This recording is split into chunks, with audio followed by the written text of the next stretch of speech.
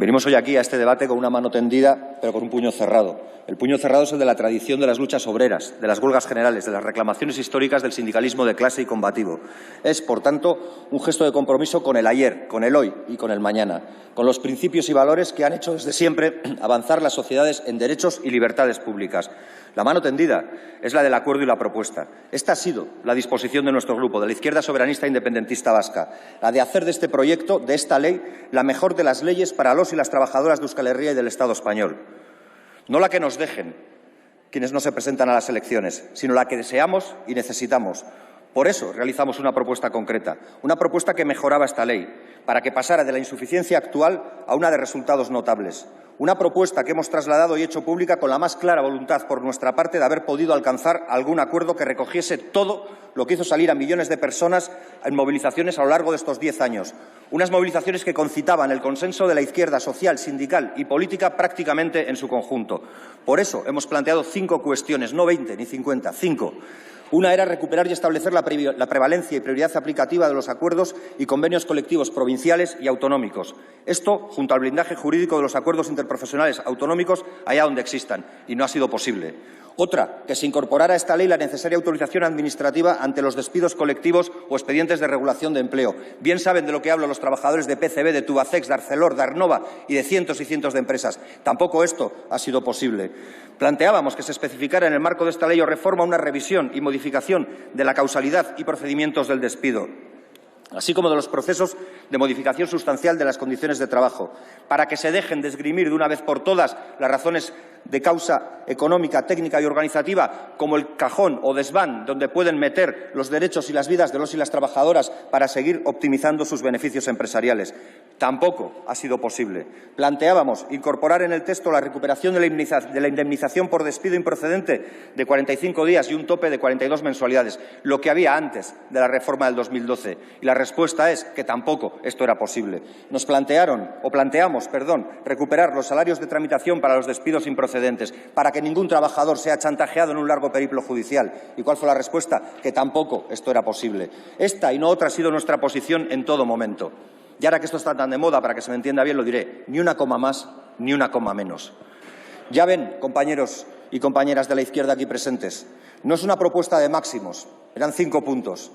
No traíamos hoy aquí la socialización de los medios de producción, ni tampoco el asalto a los cielos de manera inmediata. Íbamos paso a paso, pero con paso firme y decidido.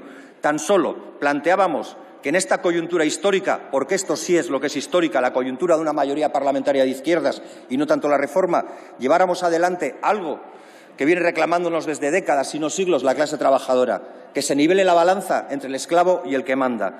Porque ¿cuál de las cuestiones que he referido es perjudicial para la clase trabajadora? ¿Cuál de las 5 cuestiones que he dicho hacen difícil la vida y el desarrollo personal de la clase trabajadora? ¿Cuál de ellas no merecen tener desde ya? ¿Es que hay que dejarlas para mañana, para dentro de 10 años, para cuando la patronal quiera pulsar el botón de desbloqueo del veto que se le ha dado en esta mesa de diálogo social? ¿Cuál no formaba parte del argumentario que hizo salir a las calles a millones de personas desde el 2012 hasta ahora en diferentes huelgas generales, más si cabe en Euskal Herria? Y a esta posición nos aferramos. Ya ven, no es nada original, pero también lo decimos. No lo hacemos para debilitar a este Gobierno y para hacer que se tambalee el bloque de investidura. Si hoy se fractura, y se fracturará en el sentido de voto, desde mañana tocará rehacerlo. Y tendremos espíritu constructivo. Nosotros y nosotras vamos a trabajar para ello.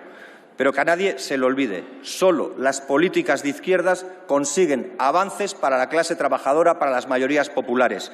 Nunca lo consiguen las derechas, ni yendo de la mano de las derechas.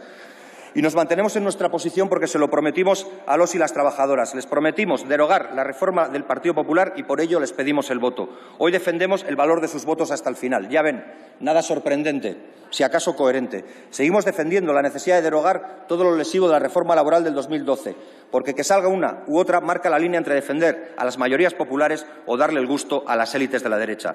Pero, sobre todo, nos aferramos a esta decisión porque tenemos palabra, porque somos gente de palabra. Hemos defendido durante 10 años la derogación de la reforma laboral del Partido Popular. Hemos firmado con ustedes la derogación de la reforma laboral y para nosotros y nosotras lo firmado obliga. Es compromiso adquirido o palabra dada.